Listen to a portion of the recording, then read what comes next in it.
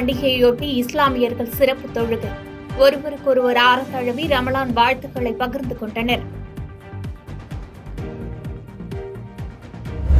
X வலைதள நிறுவனத்தின் உரிமையாளர் எலான் மஸ்க் வருகிற 22ஆம் தேதி இந்தியா வருகை. இந்தியாவில் பிரதமர் மோடியுடனான சந்திப்பை எதிர்நோக்கியுள்ளேன் என்று எலான் மஸ்க் எக்ஸ் தளத்தில் பதிவு.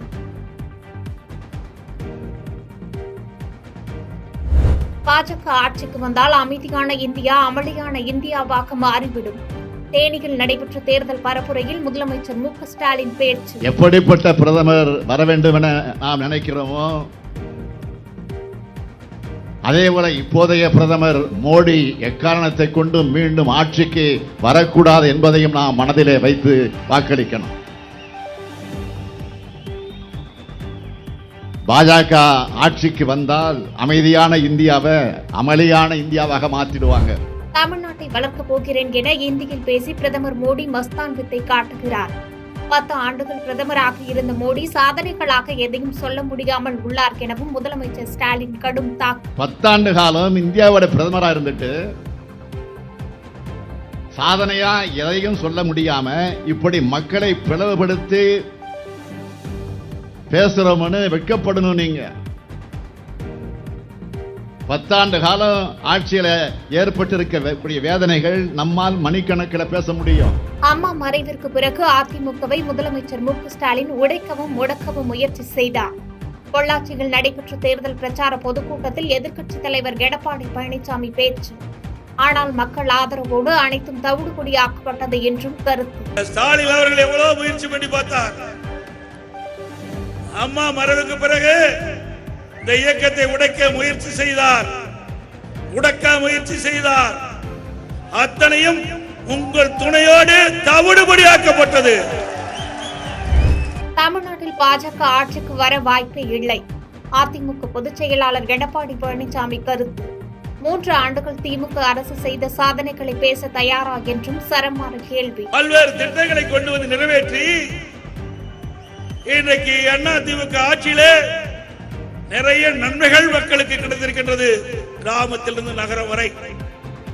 இப்படிப்பட்ட சூழலில் யாரோ வந்து ஏதோ பேசி மக்களை குழப்பி அந்த குழப்பத்திலே அரசியல் ஆதாயம் தேட முயற்சிக்கிறார்கள். அது ஒருபோதும் நடக்காது. தமிழகத்திலே தேர்தல் என்ற இந்த போரில் எதிரிகளை ஓட ஓட விரட்டுவோம்.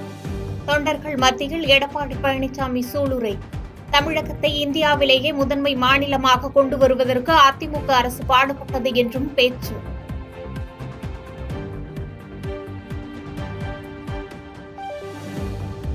புதிய நாடாளுமன்றத்தில் செங்கோலை நிறுவியிருப்பது தமிழகத்திற்கு வரலாற்று பெருமை. கோவில்பட்டியில் பிரச்சாரம் மேற்கொண்ட ஜி.கே. வாசன் பேச்சு. தமிழகத்திற்காக தன்னை அர்ப்பணித்துக் கொண்டிருப்பவர், டெல்லியில் ஆட்சி செய்து கொண்டிருப்பவர் பிரதமர் மோடி என்றும் கருத்து.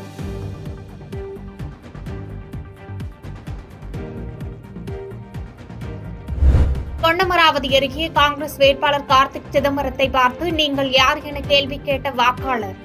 வேட்பாளர் முன்பே கேள்வி கேட்டவருக்கும் கட்சிக்காரர்களுக்கும் இடையே தள்ளுமுள்ளு ஏற்பட்டதால் பிரச்சாரத்தில் பரபரப்பு.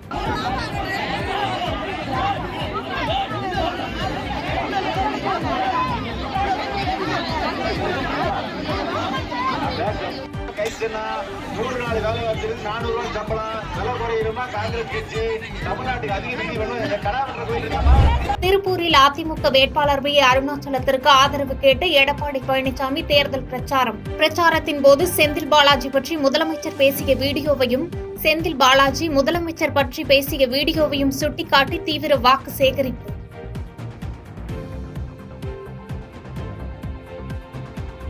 குடியுரிமை திருத்த சட்டத்தால் இந்தியாவில் எந்த சிறுபான்மை மக்கள் பாதிக்கப்படுகிறார்கள் என்பதை முதலமைச்சர் தெளிவுபடுத்த வேண்டும் என்று அண்ணாமலை வலியுறுத்தல். பொதுமக்களை அச்சுறுத்தும் வண்ணம் பொய்யான தகவல்களை தெரிவிக்க முதலமைச்சர் தலைகுனிய வேண்டும் என்றும் எக்ஸ் தளத்தில் பதிவு. மதுரை உச்சப்பொட்டியில் காங்கிரஸ் வேட்பாளர் மாணிக்கம் தாக்கூர் பிரச்சாரத்திற்கு பொதுமக்களை திரட்டி திமுக காங்கிரஸ் பணப்பட்டுவாடா செய்ததாக ஆஸ்டின்பட்டி காவல் நிலையத்தில் வழக்கு பதிவு. அனுமதியின்றி பிரச்சாரத்திற்கு பொதுமக்களை திரட்டி வந்தது விசாரணையில் அம்பலம்.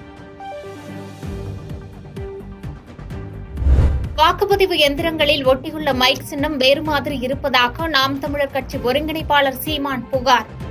சுவிட்ச் இல்லாத மைக் சின்னத்தை கொடுத்துவிட்டு சுவிட்ச் இருக்கும் மைக் சின்னத்தை வாக்குப்பதிவு எந்திரங்களில் ஒட்டுகிறார்கள் என்றும் காட்டம்.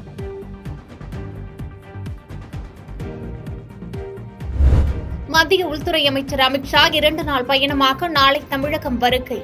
தேசிய ஜனநாயக கூட்டணி கட்சி வேட்பாளர்களுக்கு ஆதரவாக வாகன பேரணி, பொதுக்கூட்ட பிரச்சார நிகழ்ச்சிகளில் பங்கேற்று வாக்கு சேகரிக்கிறார். வெயில் தாக்கம் எதிரொலியாக தமிழகத்தில் உச்சத்தை தொட்ட மின்சார பயன்பாடு.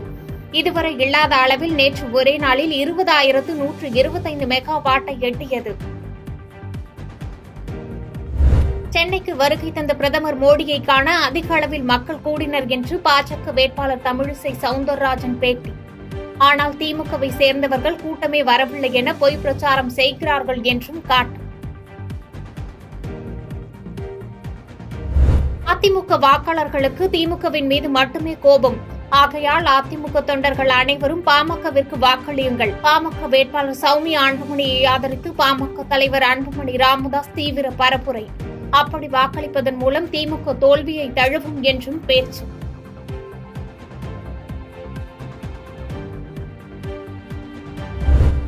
ஆண்டு பாஜக ஆட்சியில் பிரதமர் மோடியின் தாடி மட்டுமே வளர்ந்திருப்பதாக பொள்ளாச்சியில் தேர்தல் பரப்புரையில் ஈடுபட்ட சீமான் கிண்டல். தமிழகத்தில் கடந்த 5 ஆண்டுகளில் திமுகவை சேர்ந்த 39 எம்பிக்கள் மக்களுக்காக எதுவும் பேசவில்லை என்றும் குற்றச்சாட்டு.